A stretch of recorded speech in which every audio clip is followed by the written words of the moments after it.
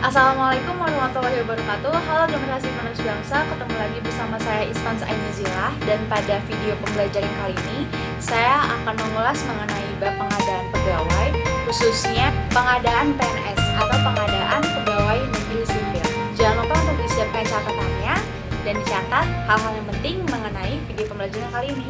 Selamat belajar dan selamat menyaksikan. Oke, kali ini gue akan membahas mengenai pengadaan PNS atau pengadaan pegawai negeri sipil. Ada 3 jabatan yang harus diketahui untuk PNS. Yang pertama adalah jabatan administrasi, yang kedua adalah jabatan fungsional, keahlian, dan yang ketiga adalah jabatan fungsional keterampilan. Untuk jabatan pada pengadaan PNS ini, jabatan administrasi terbagi menjadi 3, administrator, pengawas, dan pelaksana. Dan yang boleh ikut CPNS khusus jabatan pelaksananya saja. Kemudian yang kedua adalah jabatan fungsional keahlian. Ada 4 jenis jabatan fungsional keahlian: ahli utama, ahli media, ahli muda, dan ahli pratama. Dan yang boleh ikut CPNS hanya ahli pertama dan ahli muda. Kemudian yang ketiga adalah jabatan fungsional keterampilan. Ini terbagi menjadi 4, penyelia, mahir, terampil, dan pemuda. Dan yang boleh ikut CPNS hanya jabatan pemula dan terampil saja. Nah, bagian-bagian ini untuk jabatan fungsional dan jabatan administrasi itu biasanya dibedakan dari adanya kualifikasi pendidikan dan lamanya atau pengalaman bekerjanya. Kemudian ada lagi namanya jabatan struktural atau jabatan pejabat tinggi. Kalau sekarang ini JPT, jabatan pejabat tinggi. Kenapa dia tidak dimasukkan ke dalam jabatan pada pengadaan PNS? Karena jabatan pejabat tinggi adalah mereka-mereka yang sudah menjadi PNS gitu. Jadi jabatan struktural adalah jabatan bisa dibilang eksekutif atau jabatan tingginya di sebuah organisasi. Untuk membedakannya, jabatan struktural itu masuk ke dalam struktur organisasi biasanya, seperti kepala biro, sekretaris jenderal, kemudian wakil rektor. Nah, mereka-mereka adalah contoh dari jabatan struktural atau jabatan pejabat tinggi ya. Jadi sekarang nyebutnya adalah JPT atau jabatan pejabat tinggi. Karena mereka sudah PNS, maka tidak masuk ke dalam jabatan untuk pengadaan PNS lagi. Pengadaan PNS itu ada 4 tahap. Yang pertama adalah perencanaan, yang kedua adalah pengumuman lowongan, yang ketiga pelamaran, dan yang keempat seleksi.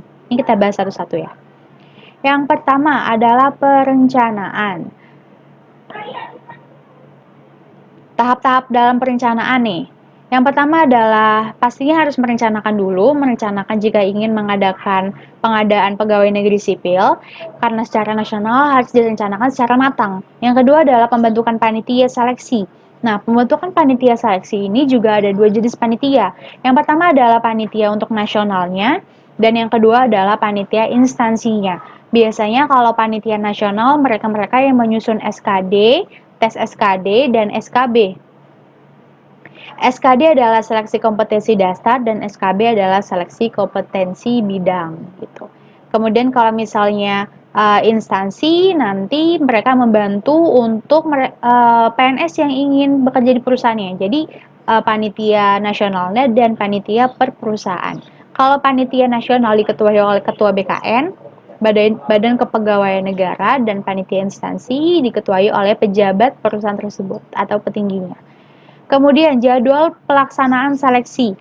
Yang pertama ditetapkan oleh panitia nasional mengenai jadwal SKD nasional. Kemudian ditetapkan oleh pihak instansi, dikoordinasikan dengan BKN untuk jadwal SKD instansi. Kemudian yang ketiga adalah pelaksanaan SKB, ditentukan oleh panitia instansi dan dikoordinasikan juga tentunya dengan panitia seleksi nasional.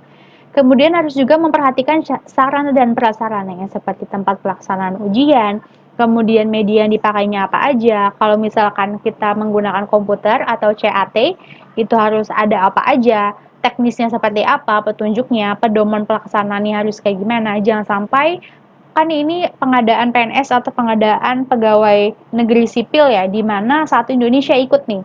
Jangan sampai kurangnya adanya informasi di awal sehingga nanti peserta akan bingung seperti pedoman pelaksanaan tesnya seperti apa, petunjuk-petunjuknya seperti apa gitu. Dan diperlukan juga ada sarana untuk peserta yang disabilitas. Tahapan yang kedua adalah pengumuman lowongan. Yang pertama adalah panitia seleksi mengumumkan secara nasional ditindaklanjuti panitia instansi. Yang kedua, di dalam pengumuman itu sekurang-kurangnya harus memuat informasi nama jabatannya, jumlah lowongan yang dibutuhkan berapa, kualifikasinya apa saja, dan instansi yang membutuhkan di bagian mana saja, atau instansi perusahaan apa aja gitu. Jangan sampai di dalam lowongan itu hanya mencantumkan pembukaan calon pegawai negeri sipil tahun 2020. Jangan sampai kayak gitu aja, karena kan kita nggak tahu kita itu kualifikasinya masuk kemana. Kalau S1 itu masuknya dibutuhkan di bagian mana, kemudian misalnya untuk lulusan pendidikan administrasi perkantoran, dibukanya untuk lowongan apa aja, nah itu harus detail, harus sedetail itu, karena agar nanti pelamar pekerjaan ini nggak bingung dan nggak salah milih gitu. Yang ketiga, paling singkat 15 hari kalender untuk pengumuman lowongannya. Yang keempat, media pengumuman bisa elektronik, cetak, papan pengumuman, dan lain sebagainya. Kalau sekarang itu kita bisa memanfaatkan media sosial, salah satunya Instagram, karena hampir semua orang itu sekarang punya Instagram dan bisa mengakses adanya informasi-informasi penting seperti pengumuman CPNS ini. Dan bisa diakses secara nasional juga. Kemudian, tahapan yang ketiga adalah pelamaran. Yang pertama, setiap WNI memiliki kesempatan yang sama untuk melamar menjadi PNS. Yang kedua, memenuhi persyaratan yang ditetapkan. Jadi kalau misalkan ingin melamar pekerjaan, ini syaratnya ya. Yang kedua, memenuhi persyaratan yang ditetapkan, kemudian melakukan pendaftaran secara online melalui sscn.bkn.go.id. Kemudian, peserta mendapatkan nomor registrasi untuk tahapan yang selanjutnya dan menyampaikan dokumen lamaran seperti bukti registrasinya, surat lamaran pekerjaannya, fotokopi KTP, fotokopi ijazah sesuai dengan kualifikasi. Kalau kamu ingin melamar di yang berkualifikasi S1, jangan kamu melampirkan ijazah SMA-mu. Pas foto biasanya 4x6 dan persyaratan lainnya yang dibutuhkan.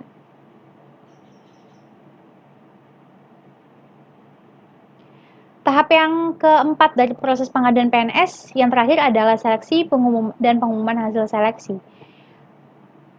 Yang pertama adalah seleksi administrasi, yang kedua adalah seleksi SKD-nya, dan yang ketiga adalah SKB. Administrasi itu berkaitan dengan berkas-berkas yang diperlukan. Dalam proses pengadaan PNS atau CPNS ini itu biasanya membutuhkan berkas-berkas yang lumayan sulit. Biasanya membutuhkan berkas yang lumayan sulit dan jangan sampai kamu dalam proses untuk mengikuti pengangkatan atau pengadaan PNS ini tuh salah masukin berkas. Karena kalau misalnya salah masukin berkas, nanti kamu tidak lolos ke tahap SKD, apalagi tahap SKB. Karena kalau administrasinya sudah lolos, kamu akan lanjut ke tahap SKD, yakni tes karakteristik pribadi, tes umum, dan tes wawasan kebangsaan. Nah, nanti dari poinnya SKD ini, kamu bisa lanjut ke SKB, gitu. Jadi, step by step. Ada yang bilang gini, kamu lolos berkas administrasi gak? Oh lolos, besok aku tes nih. Nah itu adalah tes 1, tes 1 itu adalah SKD. Kemudian ketika tes 1 lolos, itu akan lanjut ke tes yang kedua yakni SKB. SKB itu disusun oleh instansi pembina jabatan fungsional, diintegrasikan dalam bank soal CATBKN yang ditentukan oleh panitia seleksi nasional. Materi SKB ini biasanya disesuaikan dengan jabatan fungsional terkait. Oke, selanjutnya adalah pengangkatan dan masa percobaan CPNS atau calon pegawai negeri sipil. Nih, pengangkatan CPNS itu ada 6 tahapan. Ini adalah rules dari atau jalur untuk pengangkatan CPNS, langkah-langkahnya. Yang pertama adalah pemanggilan dulu. Jika sudah mengikuti beberapa seleksi ataupun dari proses pengadaan PNS-nya sudah terlaksana dengan baik, entah itu seleksi administratif, SKD maupun SKB-nya, kemudian ada pemanggilan untuk si CPNS-nya ini. Langkah yang kedua adalah persyaratan administrasi. Ini berkaitan dengan berkas-berkas. Ada beberapa jenis berkas yang harus dikumpulkan ketika mereka sudah lolos tes-tes dan persyaratan yang telah ditentukan sebelumnya. Kemudian nanti dari persyaratan administrasinya akan diperiksa kelengkapannya dan ketika sudah mencapai tahap pemeriksaan kelengkapan, sudah di-ACC semuanya, mereka boleh untuk menyampaikan usul penetapan NIP. Jadi harus ada usul penetapan NIP-nya dulu dan disertai dengan langkah-langkahnya. Ada berbagai jenis langkah dalam penetapan untuk menetapkan NIP. Kalau misalkan sudah terlaksana, dalam langkah keempat, lanjut ke langkah yang kelima, yakni penetapan NIP. Ketika NIP sudah ditetapkan, maka nanti akan dikeluarkan keputusan untuk mengangkat atau keputusan pengangkatan CPNS dan penempatannya di mana. Gitu. Sini Ibu akan menjelaskan mengenai poin yang kedua, yakni persyaratan administrasinya. Nah, biasanya persyaratan administrasi dalam pengangkatan CPNS ini adalah yang pertama fotokopi ijazah atau STTB. STTB adalah surat tanda tamat belajar yang pasti adalah sesuai dengan kualifikasi yang kamu pilih. Yang kedua adalah daftar riwayat hidup. Yang ketiga adalah SKCK. Yang keempat adalah surat keterangan sehat jasmani rohani. Yang kelima adalah surat keterangan tidak mengkonsumsi narkotika, psikotropika, prekursor, dan zat adiktif lainnya. Yang keenam adalah surat pernyataan tidak pernah dipidana, tidak pernah diberhentikan secara tidak hormat sebagai CPNS atau PNS, dan tidak berkedudukan sebagai CPNS, PNS, TNI, dan Polri. Yang ketujuh adalah tidak menjadi pengurus partai politik atau parpol. Dan yang kedelapan adalah bersedia ditempatkan di seluruh Indonesia atau negara lainnya. Nah, ini adalah contoh atau beberapa jenis berkas administrasi yang perlu disiapkan ketika sudah lulus administrasi di awal, tes SKD dan tes SKB. Setelah pemanggilan itu ada persyaratan administrasi di sini.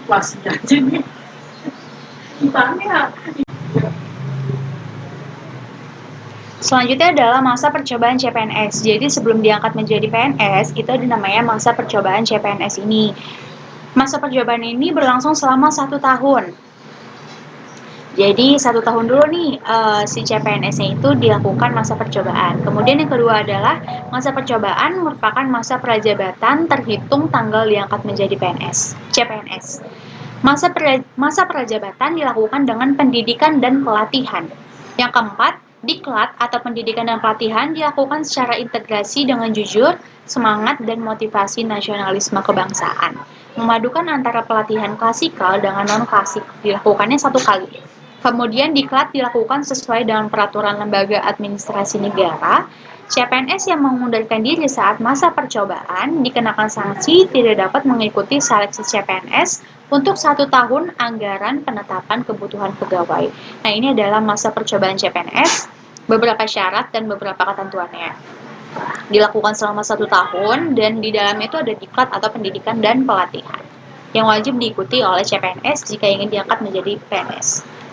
Selanjutnya adalah pengangkatan menjadi PNS. Jadi setelah mengikuti masa percobaan, nanti PNS akan diangkat nih menjadi PNS. Yang pertama, CPNS harus lulus pendidikan dan pelatihan atau diklat yang diikuti dan sehat jasmani rohaninya. Kemudian CPNS dapat diangkat menjadi PNS jika memenuhi syarat pada poin 1 oleh PPK ke dalam jabatan dan pangkat yang sesuai dengan ketentuan. Poin yang ketiga, keputusan pengangkatan PNS dilakukan secara kolektif.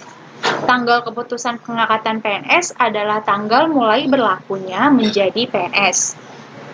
Penetapan pengangkatan terhitung 1 tahun dari pengangkatan sebagai CPNS.